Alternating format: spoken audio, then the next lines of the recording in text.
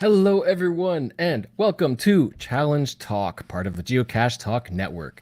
We broadcast live on the first Thursday of each month. Feel free to jump over to YouTube or Facebook to watch the broadcast live and join our wonderful and active chat room, or listen to the entire show on your favorite podcast player. In this episode, the last of 2020, we'll be chatting about the highs and lows of challenge caching throughout the year. We also have prizes to give away each show to our listeners. Between each show, be sure to email your challenge cache finds to challengetalkpodcast@gmail.com and you could be a winner. And later in the show, as usual, we also play our special game exclusively for our live audience, the Wheel of Challenges. So listen live, get your email app ready, and follow instructions when the time comes so you can have a chance at winning the grand prize, a 1-year membership to Project GC. We are your hosts, Emily, Renee, and Geoff from Cache the Line, or the Bruce Zero. Good evening, everyone. How are you doing? Yeah. I'm doing great, despite 2020. The dumpster fire. The dumpster fire of the year. That is this year. It is this year. Have you completed any challenges this month? We always ask the listeners, but we never, have you and I completed challenges this month? No. No, we just came out of a lockdown. Not traveling very much at all. No, I haven't. I found a new one somewhat close to me, so I can aim to go for it, but haven't done any. How about you? So the month before that, there was a new challenge that I thought I qualified for, but not quite. And it was to find a cache on every day of the month, the calendar month date from 1 to 31. Oh yeah.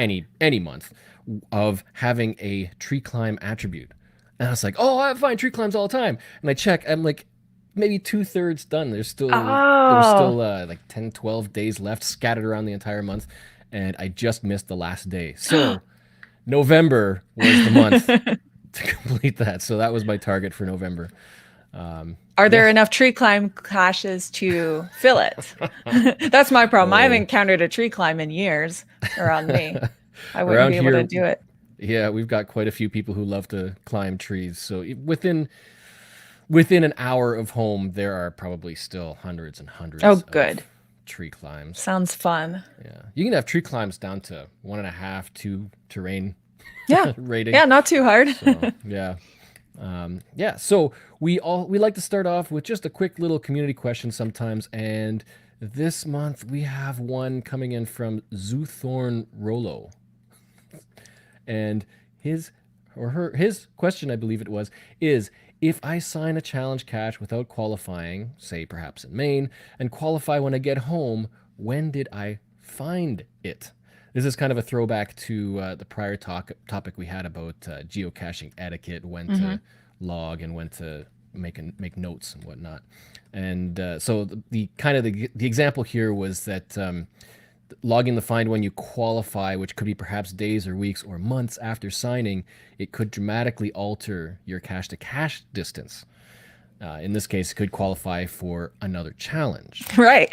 So when do you log the find if you qualify for it long after you've actually been to the cache? I log it the date I qualify because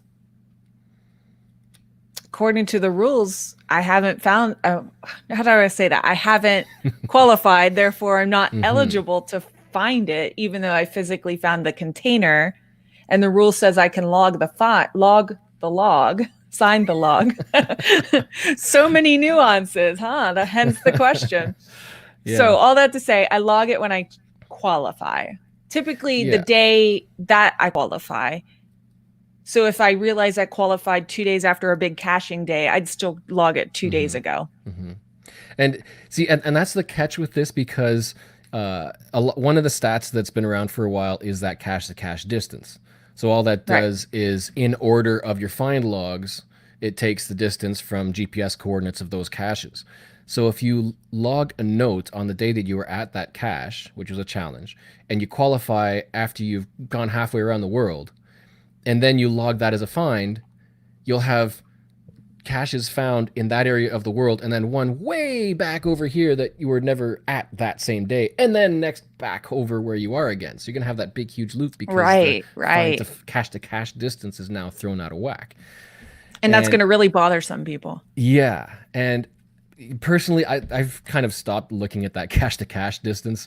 Um, I think the solution to that, if you are looking and you care about that cache to cache distance, is have a personal trackable and have that dip into the caches that you want to track the distance from cache to cache. Right. It won't Yeah, necessarily I be. personally haven't paid attention to that stat too much. That one hasn't really Mhm. resonated with me. I just go, go, go. Yeah, and I think it had a lot more meaning before challenge caches came around because that whole log a note and then find when you qualify, that offset kind of throws a whole wrench into that cache to cache distance stat. Yeah. But it was a great question because yeah, Hmm. it's there's no avoiding it. Right. It's just the Right. way, yeah, it's just how things are now. So that was a good question. Thank you for that. So if you have a question that you want to explore or see how we might answer or pose the question to other people, then by all means send an email to challengetalkpodcast@gmail.com and we will most likely chat about it on air. Mhm. So we also move into the challenge statistics update from Project GC. Every month we check to see what's changed in the world of challenge caches, listings, and scripts and everything. And Project GC provides a little bit of information for interest's sake.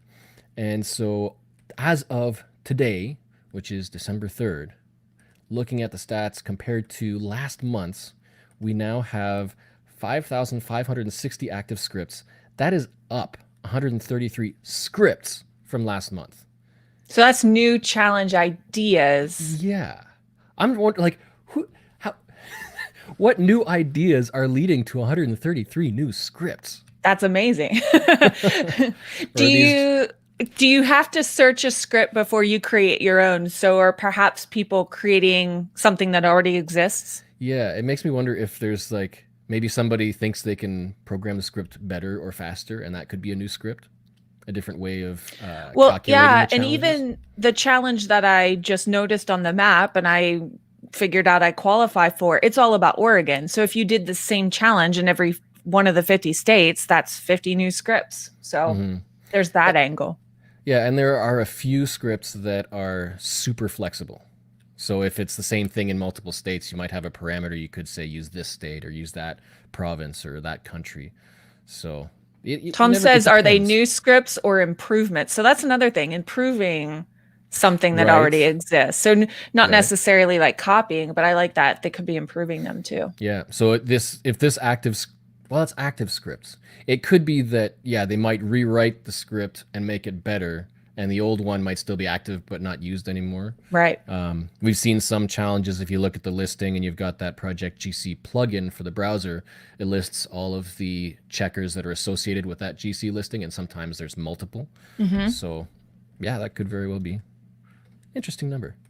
So next up, we've got unique challenges set at 34,645, which is up 519. This is worldwide stats as well. So Hmm. that's 519 new different parameter sets. So like we just mentioned, if a script allows using the same challenge for a different location, then you just change one parameter.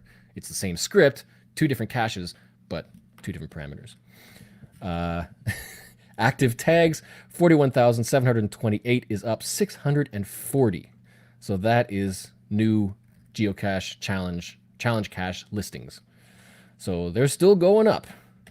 And out of curiosity, I checked Ontario, and we're actually down 3 in a month. Down 3 tags. Down 3 challenge caches. Oh, challenge caches. Yeah. And thinking back, we really haven't had many challenge caches published in the past month or two, even. It's been slow here, and we have so many people who love challenges. If we're checking the prior way of identifying challenges, then if we're looking for mystery caches with challenge in the title, worldwide there are now 29,870. That's down 128 from last month. So potential archived caches, you're saying? Yeah, yeah. And on the flip side, challenge caches that have the challenge attribute are at 29,771, which is up to 193, so almost 200 more. So this is where there's that difference, because now we've got the attribute. People are adding the attribute to challenges, so that should be going up. And all these challenges, these caches with challenge in the name that aren't actually challenge caches might be getting archived. Or Right, any right. number of reasons, those numbers are starting to sync up. So it's interesting looking at those. Because even with the attribute, you still need challenge in the name. That's part of the rules, right? Yeah, so that number shouldn't go any less than, or any fewer than the number of caches with the attribute. Yeah, but they should hopefully get closer and closer. So tonight's, this month's topic is the highs and lows of 2020. It's the end of the year. It's the last month and the last podcast for 2020. And a number of things have changed, have been slightly updated with challenge caches. So we thought we'd just go over some of the new things. And, well, I think there's only one big low that's kind of affected everything. But, Yes. yeah, those lockdowns all over the world. How many people have had their challenge caching goals affected by that? Right. And I was thinking about this ahead of time, and Kuhn and Bud says a little bit similar to what I was thinking, how it's affected me. He says, I'm attending an event in Fort Smith, Arkansas. I need to check the local challenges. And that's where it's affected me. I travel, and when I travel, I plan ahead. That's part of the fun of the trip. What challenges are in the area I'm going to be in, or what unique caches do they have that are going to help me meet a challenge I know about? So by not preparing for anything, my preparation for challenge caching has naturally gone down. Yeah, especially if we know that we're not going to be doing a lot of traveling, then we're not necessarily even checking up on our progress on some challenges. And I really miss that.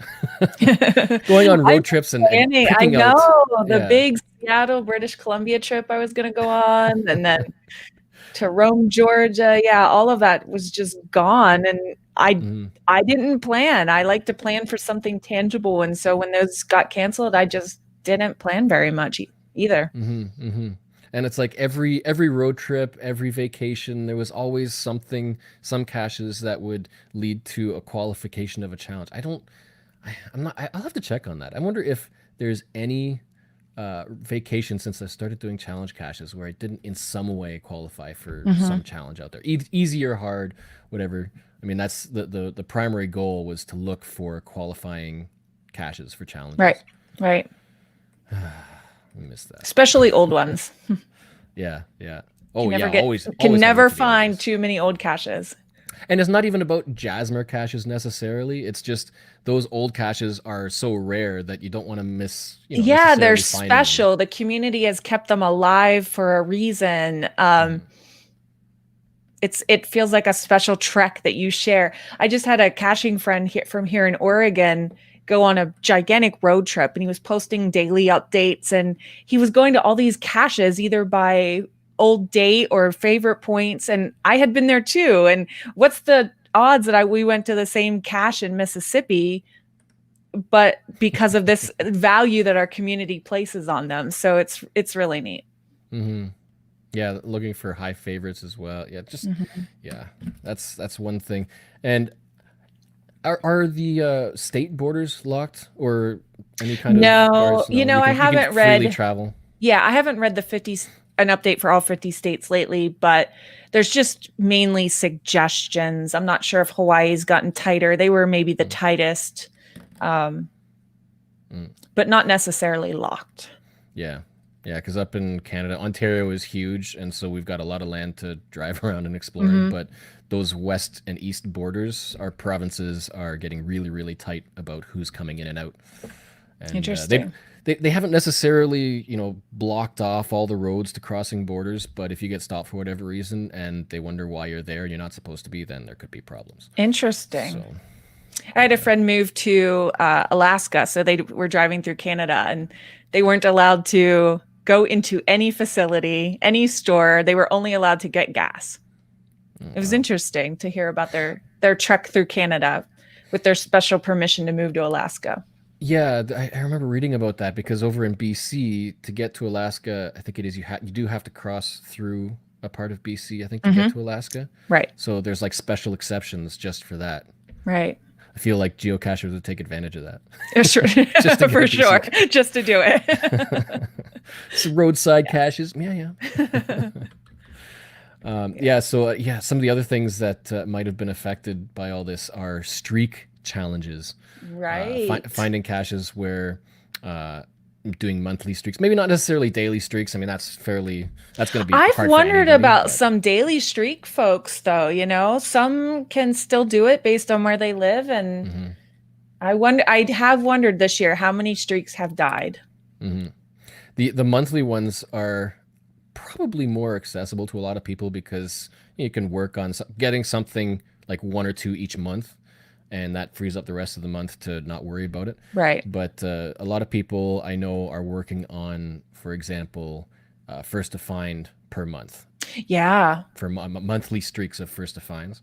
And with this lockdown, with caches not getting published, the chances of finding a cache first in 1 month is getting either slimmer, fewer chances, or so many people now striving for the same ones that there's not any competition. Right. Depending on where you live, there's lots of that. Depending on where you live, affects a lot of things. Yeah. And the other one is the day of year challenges. So the grid of finding a cache on a specific date.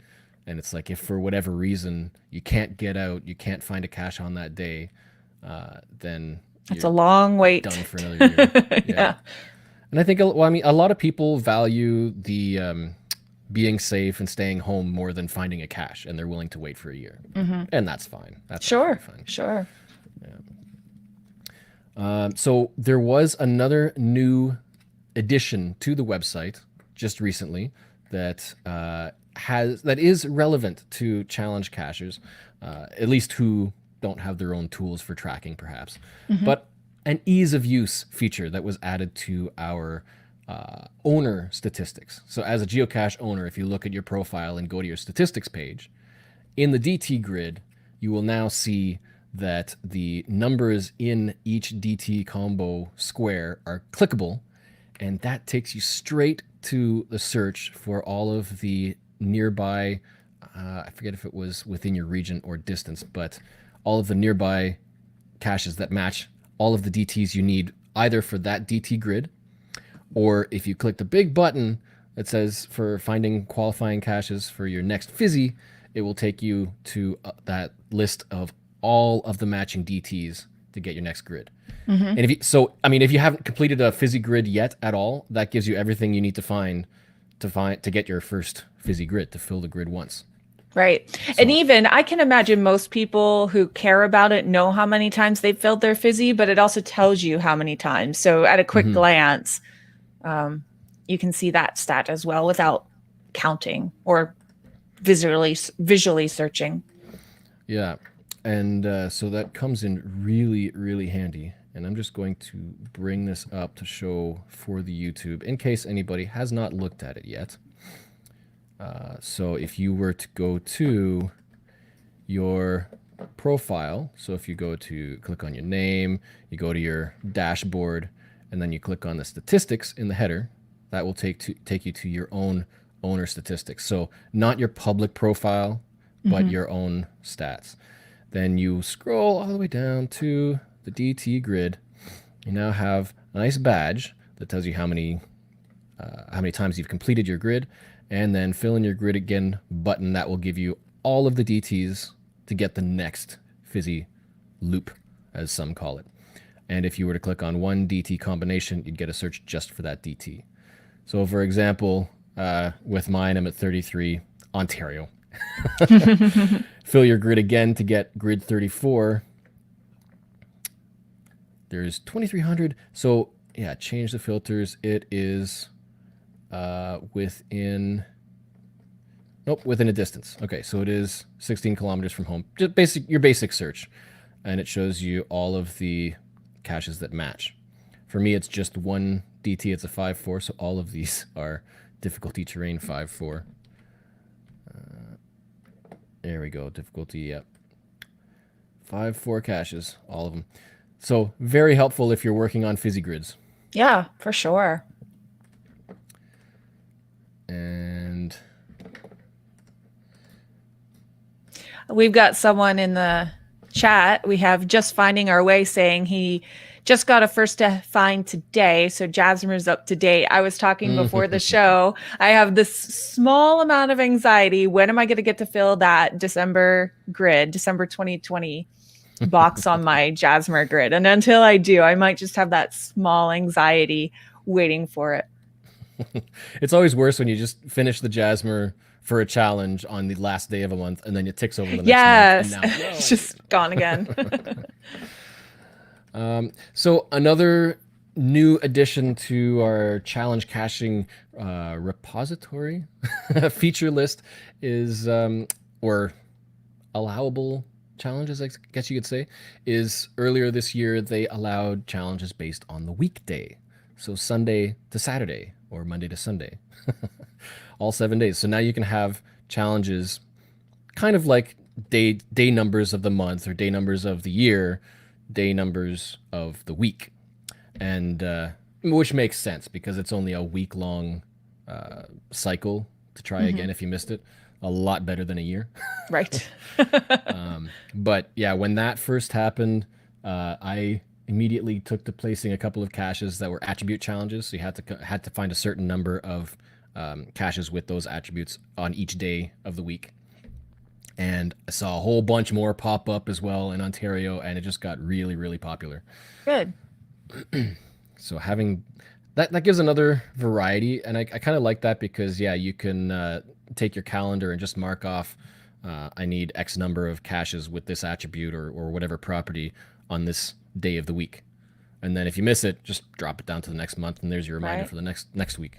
Yeah, good. So it was pretty cool. I'm glad that they allowed that. And then we also had the challenge attribute added, which was at the end of August. And as we mentioned at the beginning of the episode, they weren't added automatically initially. They were rolling out a script to add them to challenges. And so we saw those numbers slowly climb to match our only other way of counting challenges by title and cache type. And now they're pretty much in sync. I think reviewers would say that, given a few exceptions, it should be consistent now. So that was a challenge attribute was a big debate, how to identify challenges. A lot of people want cache type. A lot of people want an attribute. There were some other ideas, which I won't mention because they're all in the forums. And I think attribute makes a lot more sense than cache type. And it's a lot less work on HQ's backend as well. Right. Because then you've got to think about things like the GPX files and icons and graphics and all these third-party things that would have to get updated. It's a whole lot of work to add a new cache type as opposed to just an attribute, which if things are programmed well and backwards compatible, then it's just a matter of inserting a new piece of data. Things I don't know. Oh, the techie end. Okay. So, being near the end of the year, I thought it'd be also cool to take a look at some of the top performing or most favorited or most popular challenge caches of the year. And there are a few ways to look at that. And there's not a lot of ways to pull up worldwide statistics for that. So, first of all, if we look at challenges with the most favorite points, so the thing is, we don't get when favorite points were added to a cache. Right. So ultimately, that's of all time, the caches as of now that have the most favorite points. And thankfully, Project GC has an easy way of displaying that. And I'm just pulling it up right now. There is a tool to view the top favorited caches. And so on for listeners, I'm showing the Project GC interface to do a search for caches. If you look for the filters and expand, you can add the cache type, an unknown cache, and you can choose to hide archive caches and the cache name. Now, this was something that I discovered today. Project GC's cache name filter is case sensitive. So I'm not sure if there's a way around that. So if you do a search with a lowercase c for challenge, it only pulled up caches that had the lowercase c, not the capital C. Right. So the little trick, Good catch. Don't include the C. So because it'll still pull. Yeah, looking for caches with Hallange in the name. Because they don't have the option to filter for attributes just yet. Unfortunately, I would assume that Do you think they're building that? That seems logical. They seem to keep up with everything. Right. So you add those filters in and then hit filter and get the results. And we have our list of top favorited caches worldwide. Oh, one is so leading the pack there. Now, see, the only problem you got to remember is that discovered this as well, just doing the search for this episode. Again, this is all unknown caches with Hallange in the name. Uh-huh. And looking at some of these caches, there's a pattern. Okay. Overseas in Europe and European countries, apparently it's very popular to name, I guess, puzzle series as challenges. Oh. So a lot of these are just puzzle caches that are part of a series of puzzle caches. Okay. But they're called. So you had to dig through the list. Yeah, you had to dig through a list to find actual challenges. And interestingly, the top 4 that from this list, the top 4 are all in Germany. The ultimate geocaching destination, right? We all need to go to Germany at some point. I mean, there's several, but Germany's definitely one of them. They are highly active over there. Mm-hmm. So those top 4, they've got 16 states in one day. 32,000 favorite points over 20 caches. That's just nuts.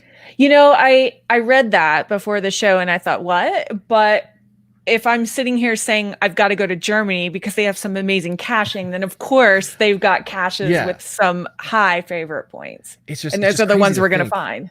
Yeah, 20 caches with an average of 1,600 favorite points each.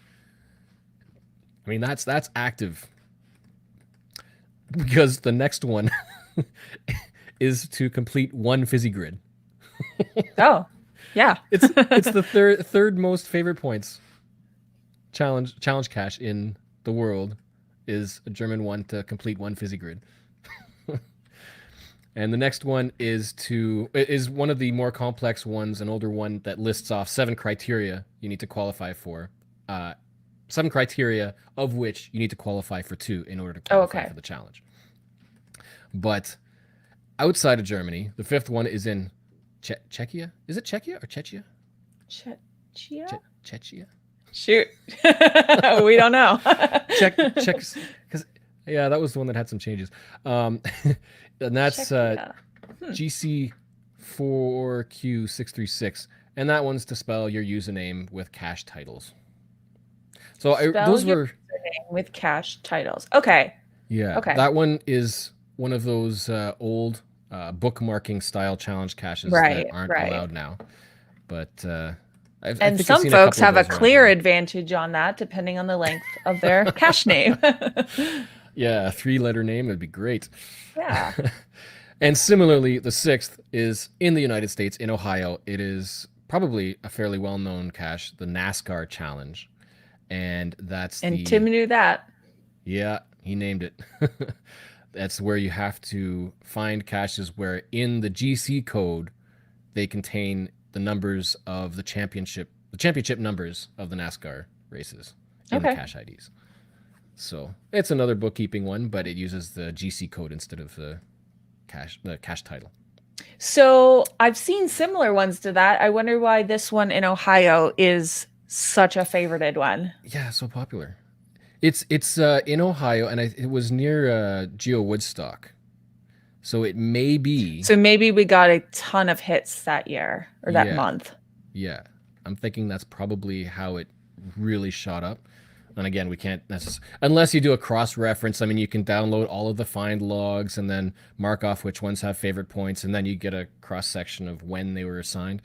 But Maybe some of us will take up new statistic hobbies while we're still in our homes in this one of moment in time. one of these third-party website tools should probably write a script to see if they can give you a near Midwest GeoBash. That's where it is. Give a script that'll give you a graph of when favorite points were all assigned, just to see what kind of activity. Yeah.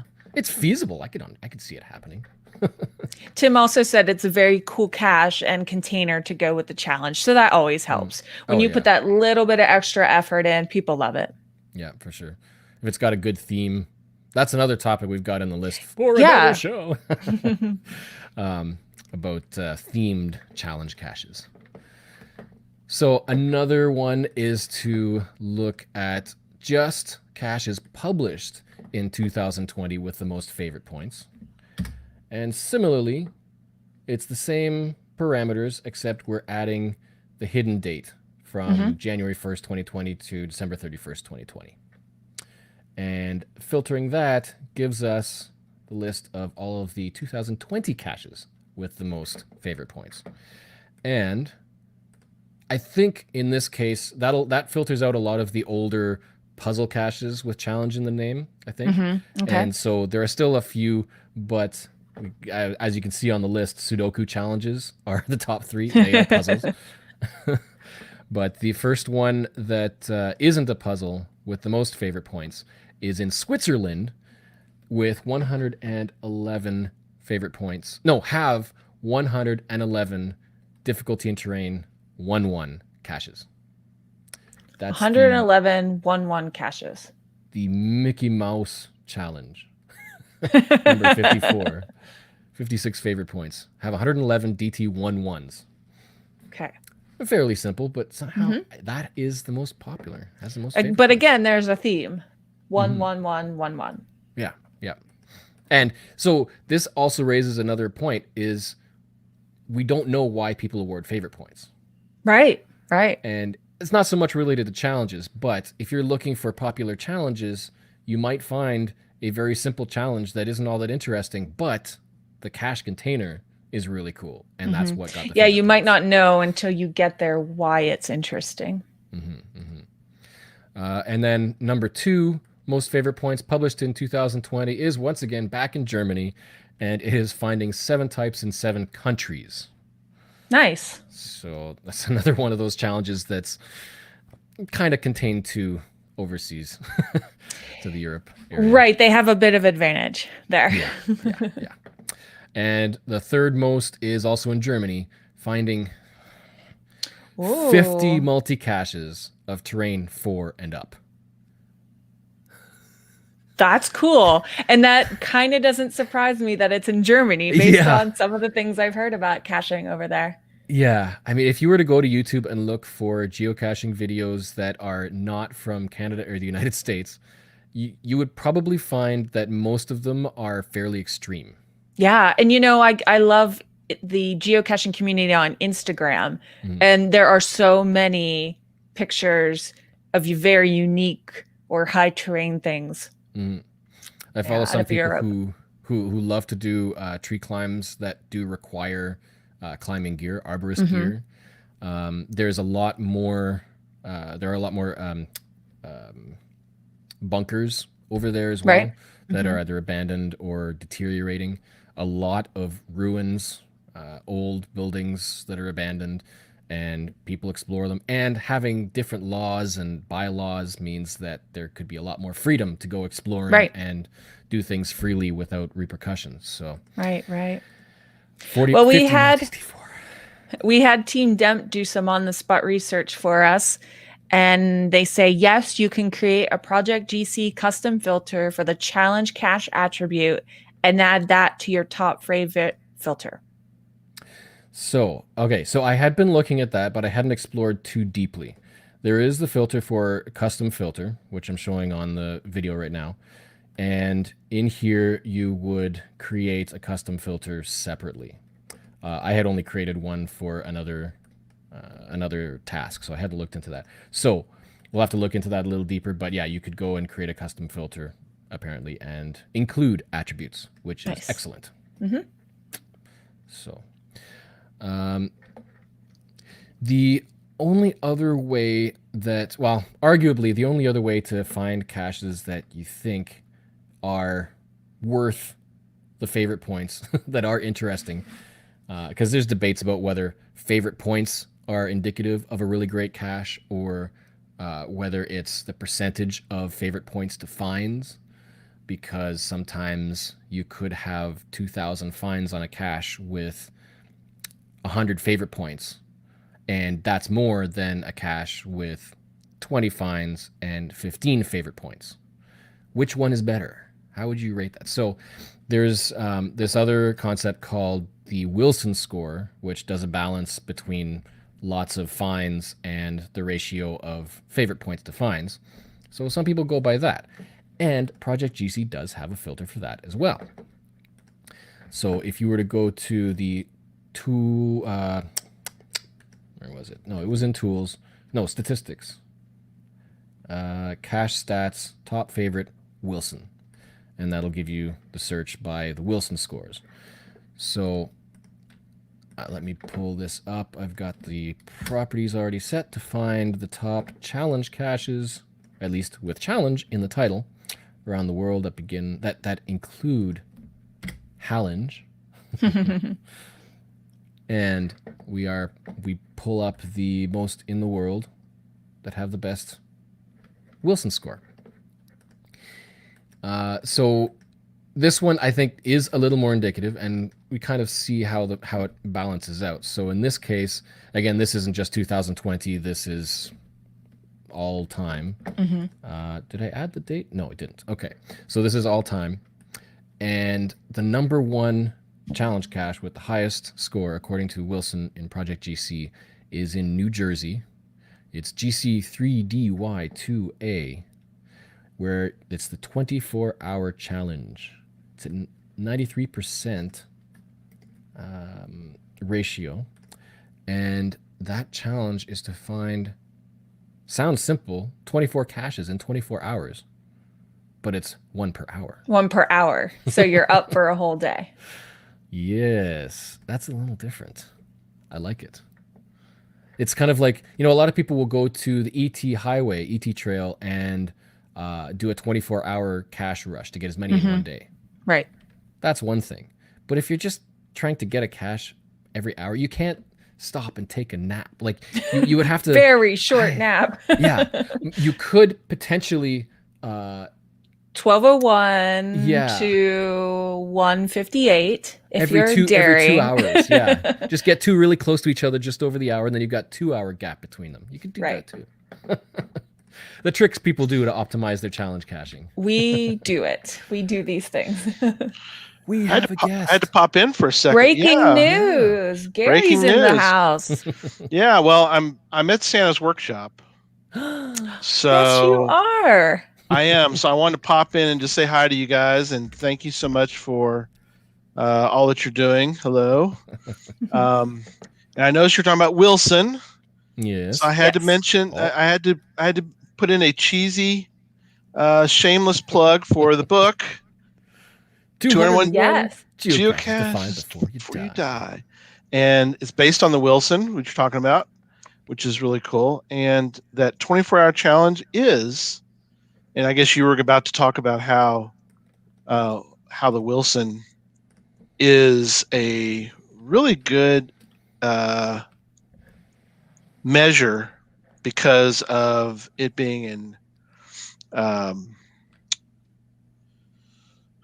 algorithm. Mhm. But I was trying to think of the right word for it. Yeah. Basically, it says if you have found it and you had a favorite and you were capable of giving it a favorite point, did you give it a favorite point? Mhm. And it basically does an algorithm based on that. So Mhm. anyway, so all right, third edition. Nels is asking next year, buddy, next year. So all right, It's I'm coming. done. I'm done bothering y'all. We will see you guys Sunday. Sunday. Sunday. And- Sunday. Yeah, and these two, they will be on a team together for one of the games that we're playing, but they're going to be on separate teams for a different one because Geoff will be on Eastbound and Down team, and Emily will be on the West Side Story people. So, all right, carry on. Thank you so much. We will see everybody on Sunday from 4 p.m. to midnight. Let's give money to St. Jude and let's raise $8,000. So, All right, let's Yeah. do it. Thanks, thanks, Gary. thanks, guys. Thanks Bye. for popping in. We will mention that again, just as a reminder later on as well, Yes. because it's important. So, we'll see with these top three based on the Wilson how that score is kind of affected by the number of fines and the percentage. The second most highest Wilson score is in Germany. So that first one in New Jersey has 54 favorite points, but the second place has 87 favorite points. Yeah. So the favorite points are going up. So the one in Germany is a 360 challenge. So if you haven't seen those, it is a special script that Project GC created that tells you where your caches are found in relation to a center point by degree. Right. So, looking at the cache listing here, they have an image of what the 360 looks like. So the cache itself is the center point, and there's 360 degrees, and you have to find a cache in each of those degrees around the center point. It's kind of a growing popularity challenge. And I think I've seen it for based from where you live too. Have you? Am I remembering right? If so, that would be pre-moratorium. Oh, I okay. would think because because that's a privacy concern. The cache owner wouldn't be able to require that. Okay. Right, unless you can just That makes provide sense. arbitrary coordinates. So, Or yeah, maybe it'd it's be a just cache something listing. personal to work on. Yeah, most likely that too. And we have one in Ontario, which I think, about 30 or 40 degrees from finishing, and it's all on the farthest end. Of course. Of course. Word chip. So that was in Germany. And the next one, number 3, is back in the USA in New Hampshire. It has 118 favorite points, and it's 234 town of New Hampshire. So it's finding a 234 counties of New Hampshire. Let me just double check that. Finding a cache in each That of the seems like a counties lot of of New Hampshire. counties. New Hampshire, very little 234 place. challenge. Yeah.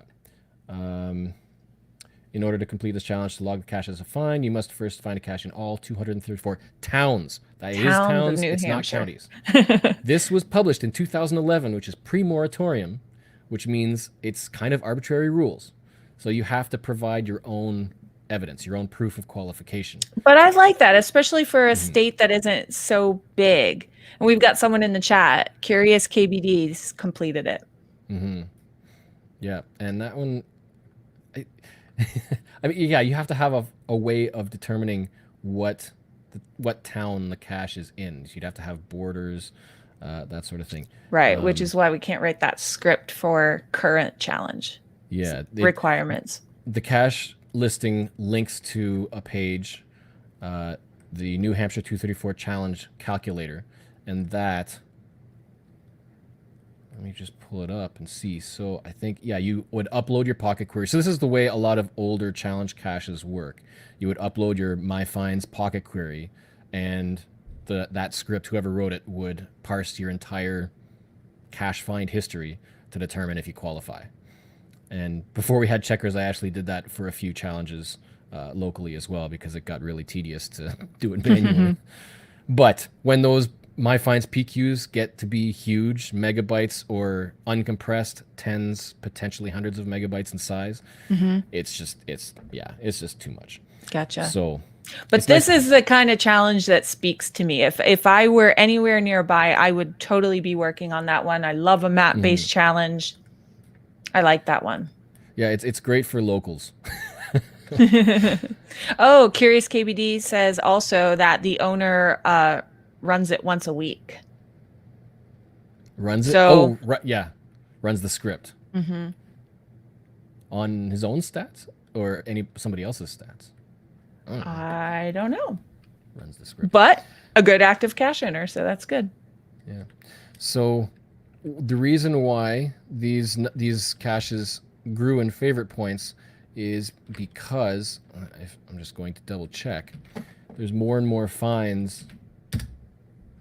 The ratio is different. So Right. that New Hampshire 234 has 125 finds with 118 favorite points. That's 96%. Mm-hmm. The one in Germany, double checking this, so the second place has 90 finds with 87, so it's a 98% average with a 92 Wilson.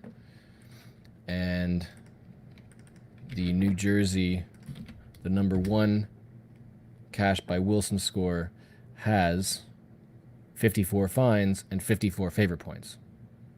So that's a rate. So if you were going by favorite points only, that 100% would be not first place because it's only got 54 favorite points. But the cache with higher finds but a lower ratio scores less. Less on the Wilson. So it kind of shifts things around a bit. It's complicated to explain. It's but geeky, but it's fun. Well. Yeah. Because right now that sounds like it's based on just on the percentages, but there are some exceptions where things do get kind of messy. So you just kind of trust that the Wilson algorithm is accurate. Right. And so with that, that's the top for all time and most favorite points in 2020. Are you working on any challenges that require caches found on specific dates?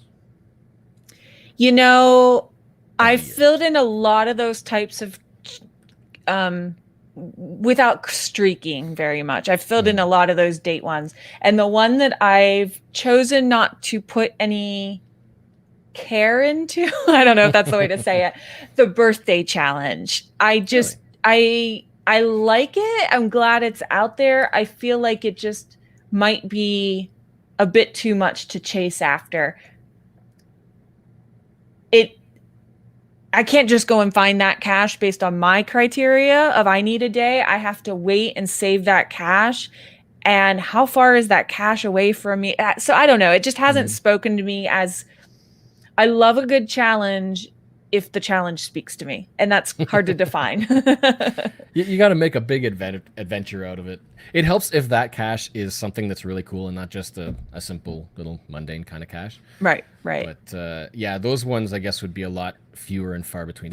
You're talking about the one where it's a cache placed on the same date of the year that you started caching? No, it's where you find the cache based on the month day that it was hidden. So the cache hides birthday. Oh, okay. So I need to find the cache hidden on December 1st of any other year. Right. Okay. That's another one of those. I think that's how I understand it. I think that's another one of those terms that has a few meanings. Right, on the context, for sure. The birthday, yeah. Kind of like lonely caches. Some people think a lonely cache, or use the term for lonely cache as meaning unfound for a certain amount of time. Some people use it as distance-wise. There's nothing else. Oh, interesting. I've only heard of it for time. Yeah. And so there's a few different variations, which is kind of interesting. Yeah. There was a question that I had. I would love to see that. I don't know of a tool that exists yet, or at least easily. And that is to potentially see a graph of when challenge caches were published over time, because I think it'd be interesting to see, compare year after year, and just see how much challenge caches are being published, what the trends are, that sort of thing. Yeah. And that's like a worldwide stat, though. I was looking in Project GC, and without deep diving into unlisted URLs and tools and whatnot, I couldn't find anything that would give like a breakdown of publishes by month or by year. I could be missing something, but that is a question to pose our chat room and to listeners. If you know of a tool that can graph those statistics, that would be interesting to see. Yeah, because geocaching definitely has seasons based on a variety of factors, based on geography, the people participating.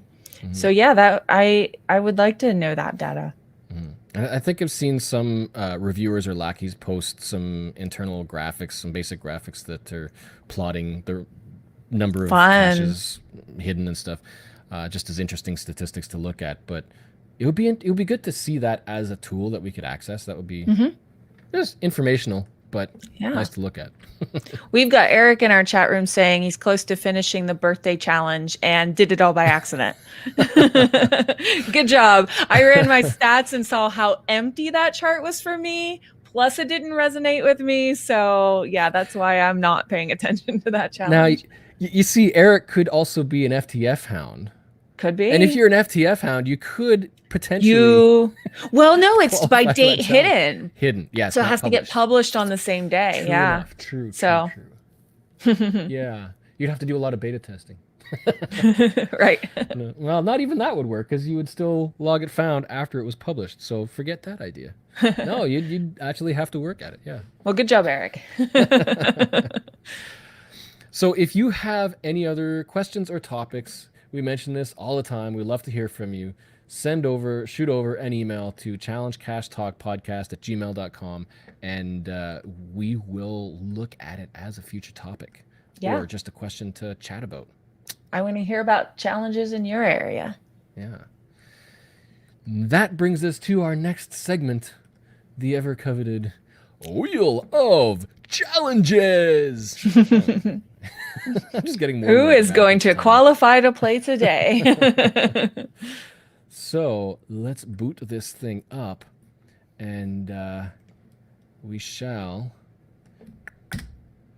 get ready. So get your email programs ready, because one live viewer each month is selected to face off against the wheel.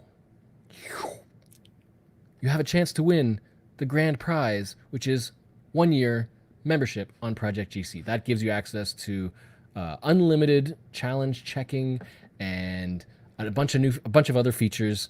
Can't list them all. There's a number of benefits to being a member at Project GC. To enter for your chance to win against the wheel, send an email with a subject containing "Spin Me." Don't forget, spin me in this email you are about to send. Yeah.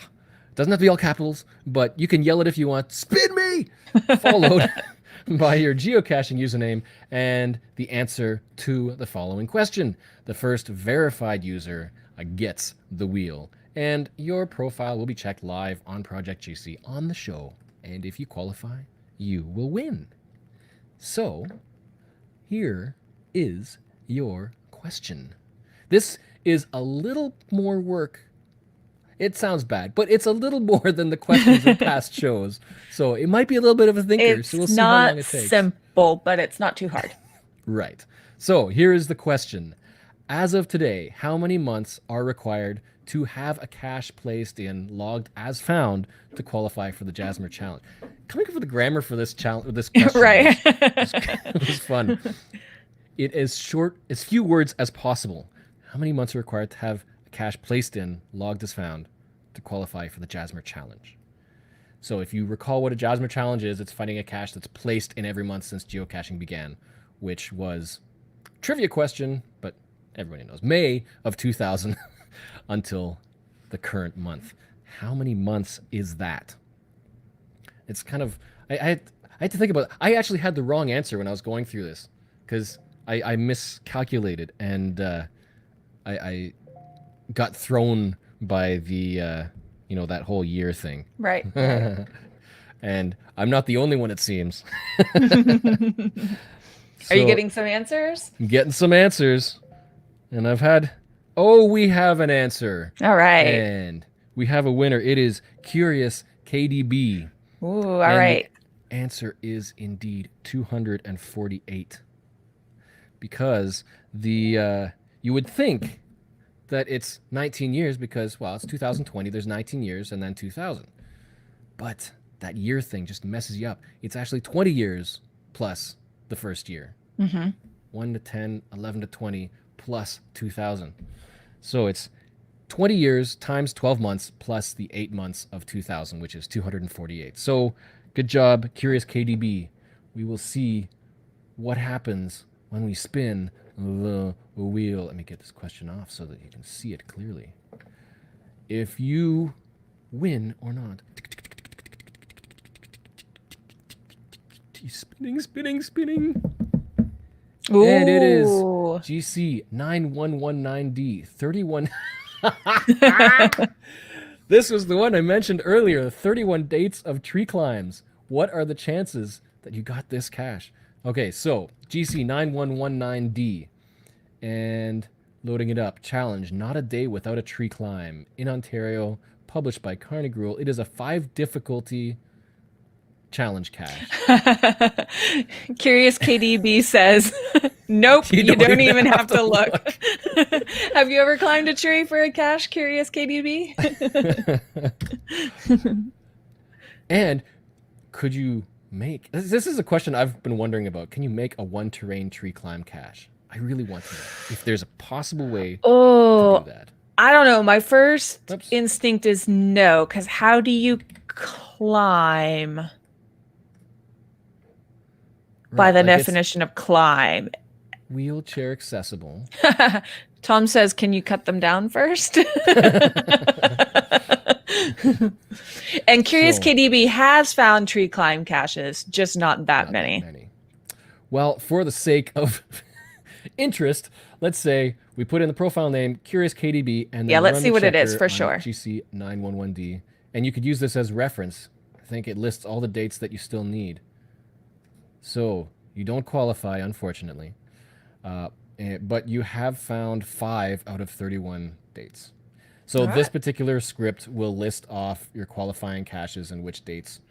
So you just have to look through the list and then mark off the days you don't have. But it tells you qualifying 5 out of 31 failed. Oh well. It was fun while it lasted. Gives you a new target to go for. That's right. It's a new month. Hey, do you need the first, second? Yeah, you need the first, second, third. Well, if you were to try it for every day in December, you would not qualify until January. No, if you did one today, January 2nd, you could qualify. Because the 31st, true. There's a 31st today, this month. So if you're willing to climb a tree in the cold, in the dark, go for it. Yeah. I started, October. Yes, I started this one in October, and it was a couple of days before the end of October, and I realized, okay, I have to get one on the 31st because there isn't a 31st of November. Oh, yeah, right. You would have had to wait 2 months. Yeah. That's right. So I love challenges like that. They make you think. But congrats. And final word from Curious KDB. I'm good keeping my feet on the ground. Well, you know what, though? Arguably, I mean, some people may or may not abide by this etiquette, but if you go with groups, you could still get tree climb caches. I have done that. I watched this guy in my group climb. I can't even tell you how high it was. I would have never, I don't know. That's hard to say. I think I would have never done it. I have done a lot of things for geocaching, so you never know. But I was very thankful for that man in my group. Yeah. And, you know, my tree climb trail series of tree climbs, I knew that there would be groups going through it because there's so many people who don't do tree climbs. Right. And it's like, if you love tree climbs, do the tree climbs. If not, you know, whatever. Your name is in the logbook, so that's the requirement. So if you're with a group, go for it. Yeah, we've got Bloody Cool in the chat saying he does tree climbs for other people. Yeah. Good man. And it's fun, though, because at the same time, it's like there is a teamwork ethic there because everybody's watching out for you while you're in the tree. They're going to catch you when you fall. They'll catch you. They'll call 911 if there's a problem. But actually, on some of these tree climbs where the trees are pretty short, having a crew on the ground, it can be really helpful because if you have 1, 2, maybe 3 people in a tree searching, you got all from one angle, but you can have people looking up from below trying to spot from the ground. Angles are everything with the tree hides sometimes, yeah. So don't rule out tree climbs just because you can't climb trees. So our next segment is our monthly challengers. Every month we give a congratulatory shout out to listeners who email us proof of qualifying and logging challenge cache, and anyone who sends an email as usual, to challengetalkpodcast@gmail.com, and including GC code and of a challenge cache that you found over the past month. We will look at that and potentially highlight it. So now we also have special prizes for the random winner of anybody who does this each month, and we just got them in. Do you have yours, Emily? Woo! The challenge. I told you I'm bad Upside with down. mirrors. Brand new Challenge Talk geocoins. And Nice. what, I you're just love showing them. them off. Yeah, they're nice. And so we will send you one if you are the winner. So if you're watching this or listening, then do not forget, qualify for those challenges and shoot us an email with evidence of finding it that month, and you'll be entered in the draw. So we can't highlight every single one of them, but pick out a few of them that that seem interesting and worthy of a highlight on the show. So first of all, we have another one from Bloody Cool, who has sent in GC 5KK 5K KKH. That's all how you say that one. 5K KKH. Very low. And this challenge is in Florida. And you have to find, this owner hasn't updated for broken images, which is a whole other topic. Right. But this particular challenge, you have to claim it, you must find a cache at least 500 feet below sea level. Just one cache. Just one? Just one, but 500 feet below. And he's even provided a list of qualifying caches. And there's probably, I would think there's got to be more than 5 around the world. But he's listed the Dead Sea, which is at minus 1,362 feet. There's the Sea of Galilee, which is 709 feet below sea level. These are all in Israel. Is Israel? I think so. We're all in that area. In the Footsteps of Jesus, the ancient boat is 666 feet under. Another Footsteps of Jesus in Capernaum and 676 feet under. And in Footsteps of Jesus, Tabia. I don't know how to say that. Yeah. All that low. Yeah, I'm thinking there's more. This is why. This is why you've got to read the description. These are the 5 caches that this cache owner has found that are to show that what can be done. Yes. But Bloody Cool did get his around the Dead Sea to qualify. Mm-hmm. Yeah, I would think there's got to be more than just those 5, especially if they're all more than 600 feet below. Where is this cache hidden? This one is in Florida. All right. In Osceola County. Osceola? Yeah. Where is that? That's, mid-Florida. Mid-state. Yeah, and it is a 4.5 difficulty and 2 terrain. So fairly straightforward, but a nice difficulty, a nice 500 feet. Because I live on the coast, and I was thinking we're not even that low. So that was interesting to think about what might be that low. And we've seen altitude challenges where you've got to have a certain number of caches in each altitude band, and usually they go to sea level and under. So having a challenge for 500 feet below sea level, I thought was kind of unique. Yeah, for sure. Kind of rare. So next up, we've got one in from Kitty Catch, and it is GC8MXRM, 3 Shades of Green Challenge. I like this. Yeah. And pulling this one up, the qualification, it's a 5 difficulty, 2.5 terrain. It's hidden at the posted coordinates. To qualify, find any types of caches anywhere in the world so that your DT has. So this is a play on the Fizzy grid challenge. You've got to have at least 1 completed Fizzy grid, so 81 cells with 1 or more finds. You've got to have just over half with 11 or more finds, and 27 with 26 or more finds. Right. So, because these number of finds is what gives you a different shade of green. right. I heard someone else a few months ago referring this as to flipping my color or something like that. And yeah. I think Project GC has more shades, if I recall, and this was based on the geocaching stats. So your profile stats, they only have about 3 or 4 shades, but I think that number the number of cells with that shade is fairly consistent with most people's grids, I think, because obviously most are all hovering in that low DT range. Mhm. So if you've got like 27 cells is five by five ish. So I mean, if you're 1, 2, 3, but yeah, that top quarter quadrant. No, a little more than that. uh, 3 2/3 ish quadrant. Having 26 or more finds, then you're probably good. It gets a little harder for having 11 or more finds in those high Ds and high Ts, that border region. So I think it's a fairly fair distribution of finds. Oh, Pizza Ninja has a good question.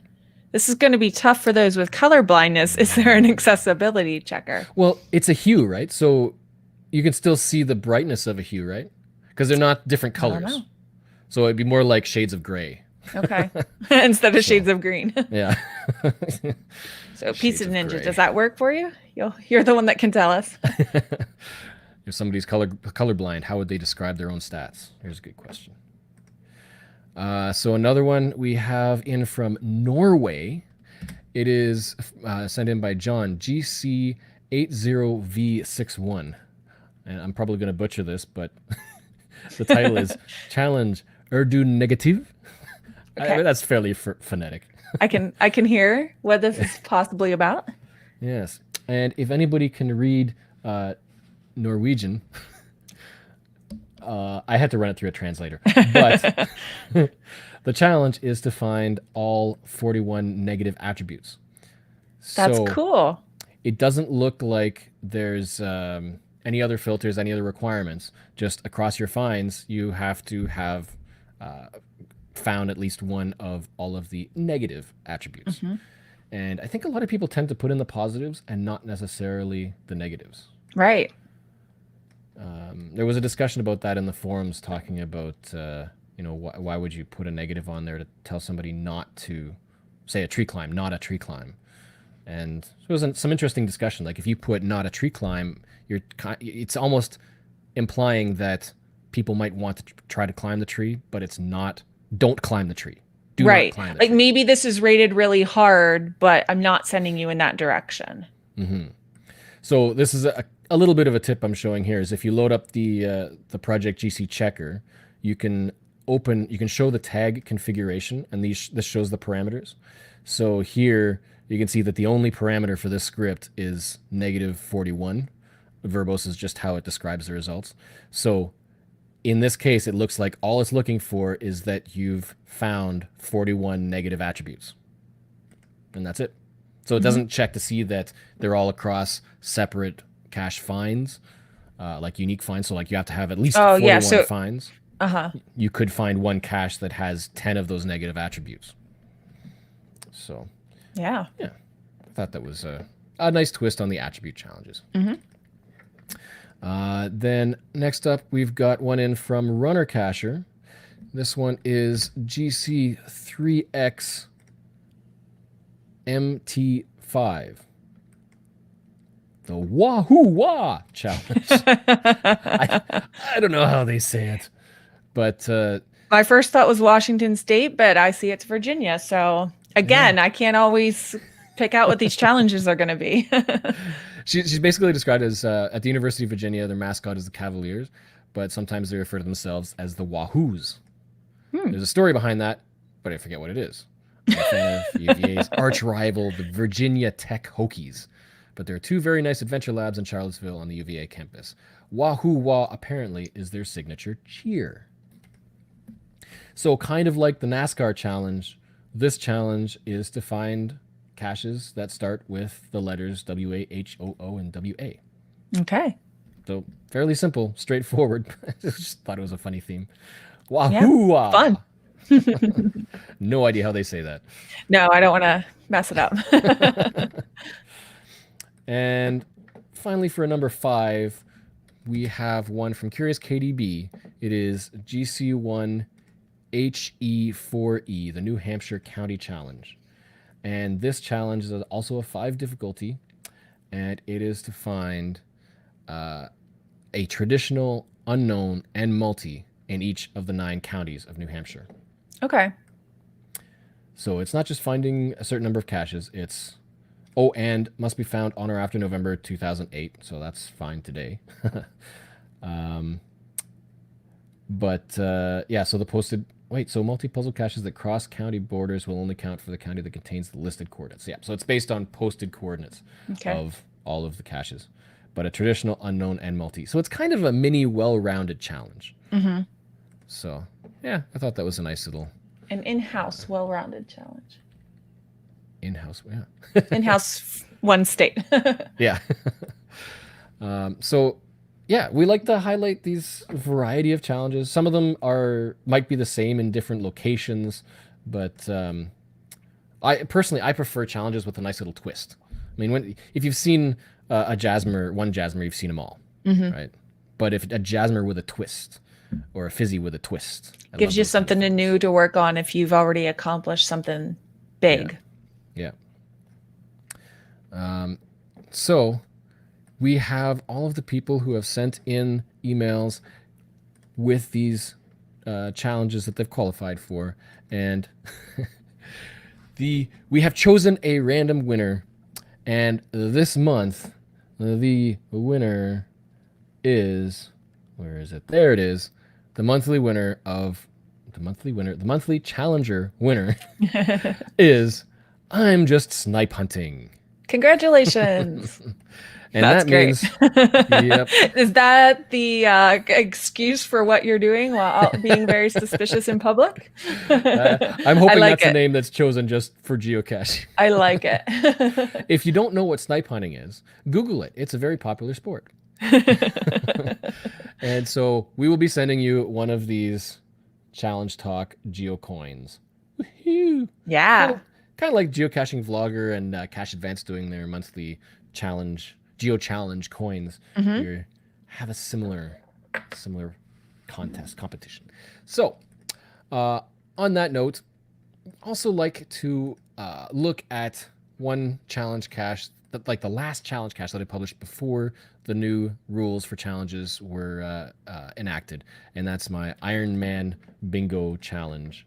And it's, if you've watched previous shows, you know what it's all about. But I like to just show it occasionally, just to give a little bit of a challenge for new listeners. It's let me get this on here, GC3D5EB. And the whole idea about this is it's all about streaking, small scale streaking, to fill in a bingo grid of themes. Small scale, but hard scale, in my opinion. Small but hard. And the centerpiece is 100 consecutive days of geocaching. So you have to have a 100-day streak and complete bingo rows or columns, with the option of completing shapes. So if you can complete a BINGO or a row 1, 2, 3, 4, 5, or diagonals or shapes X, I, H, and O. And there are still some slots that have not been claimed, either because people have claimed larger shapes that contain them or the full card. But the reason why I'm highlighting this is because I'm offering anybody who completes the entire grid. It's a rare completion, but some people have done it. Anybody who completes the entire grid or the shapes, the 4 shapes, can win a special Iron Man Bingo, or it's just going to be Iron Bingo probably, because Iron Man is a trademark name. Bingo challenge geocoin once I get them minted.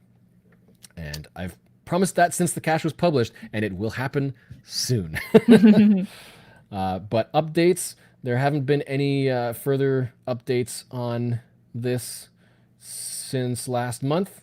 So if you are working on it and you think you are going to call a bingo, or you're working towards a full grid, let me know. Love to give you a shout out, and hopefully we'll see more activity on that. It takes a long time. If you aren't crazy enough to compress everything into 100 days, it'll take time. Some of these are also very rare. Like what was the scuba? The scuba challenge, scuba slot was 3 days with a physical cache listed with the attribute for a scuba gear required. Do you have 3 scuba gear caches in your area? No, I have one. But didn't like the ET Highway have scuba? Yeah, it So do you accept that? if you do, do they still have? I don't know. I didn't I check to don't see if know they if still they've have them. changed or not. Yeah, but if you were to do those over 3 days, statistically speaking, It counts. I can't do anything about it. But you got to go to Nevada for that. Yeah. So that challenge remains for anyone who wants to try to work towards completing the entire grid for a special geocoin. That's what we have for this show. Any closing thoughts about this whole thing? We're at the end of the year. We are. We made it. I've started to hope for what could be next year and hope that things aren't further delayed and what travels will come and new areas I can cash in that aren't cashed out and even areas I've been to, what's changed in those areas in the time I've been away. So I'm very hopeful to put this behind us this year. Yeah.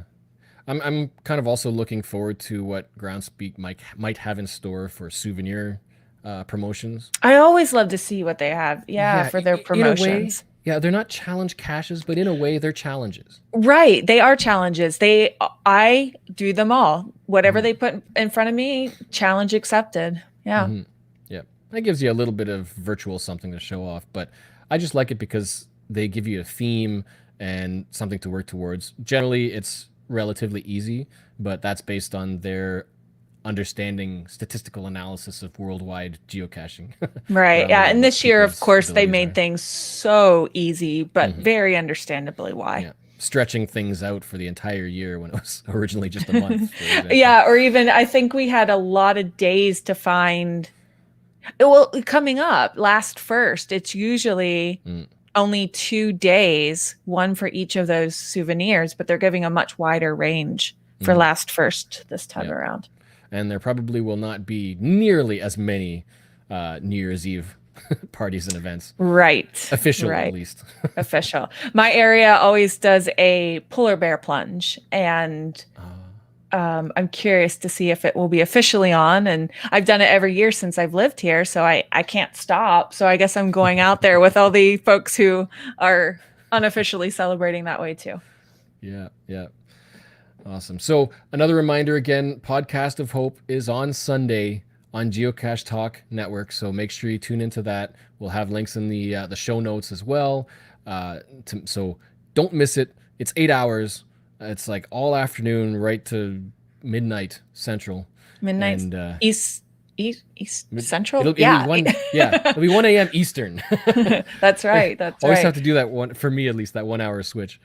We're trying to hit $8,000 raised for St. Jude's Children's Hospital. So anything you can donate towards that will be appreciated and helpful. All goes towards the kids. So right. And join there'll be us for that. prizes for those who donate. So a little bit of good for you guys too. But yeah, what an amazing hospital, the research they do, the support they provide to families. I can't even imagine having that kind of pressure, and then to have part of it relieved with some free care is just a wonderful thing. So, we're just looking for $8,000. Our audience has well exceeded our goal every single year, so we can do it again this year. Yeah, and it's going to be just plain fun. Lots of guests. Lots of guests, fun. Watch us under pressure. Watch me. I need to win everything I play. Maybe I will. Hopefully, have to study up before these games. We don't know what he's got in store. We don't even for know us. what the games are. So what do we study? So it'll be a good time. Yep. And our next show will be the first Thursday of January, as usual, first Thursday, and that's January 7th. So mark that on your calendars and get qualifying those challenges. Send them in by email. We love to hear from you. We do. The show notes will be posted shortly after, so if there's any links or any information that you're curious about, you can double check that. That'll be in the video descriptions. And on that note, thanks for watching. Thanks for watching and listening. Thanks for watching and listening. And remember, it's not about the numbers. It's about that challenge accepted. Yeah. Had to throw that in Challenge there. accepted. Good night. Good night, everybody.